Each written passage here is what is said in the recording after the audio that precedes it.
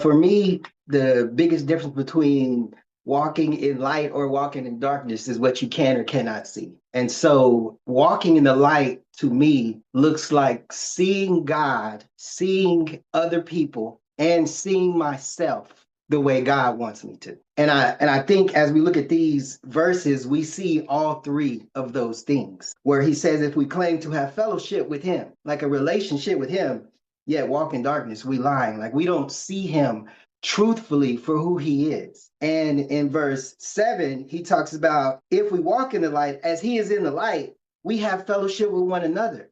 Like we learn to relate to one another and see one another the way God wants us to. And then the verses 8, 9, and 10, we see ourselves. We see our sin. And so we're able to confess that. And Jesus changes that by purifying us and helps us to grow. I think of it in two ways. One, like a courtroom. And we know that Jesus is a lawyer who has never lost a case. The only cases that get lost are those people who want to represent themselves in the courtroom without him. But like he's a perfect advocate for us. And I think saying advocate with the Father tells us a lot of the reason why, because think of a lawyer is the son of the judge that you're standing before.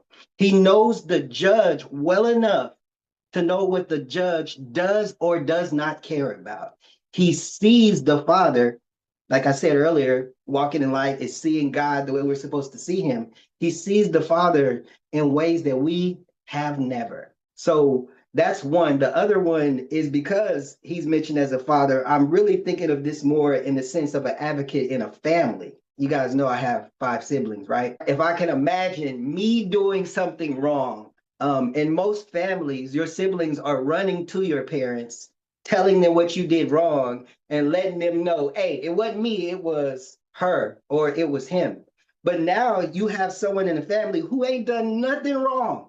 He's the righteous one. And now I can see him and I can see everyone else the way he wants me to. So I'm able to talk to them a different way now that I can see them. I'm able to treat them a different way now that I can see them. And I'm able to think about them in a different way now that I can truly see. The thing that came to my mind is how many times, and I'm not going to tell you guys how many times it is, but how many times I've driven down a one-way street or down the wrong way. I remember the first time because either I missed the signs or I ignored the signs, and I also ignored all the other people because I remember literally saying to myself, these people are crazy.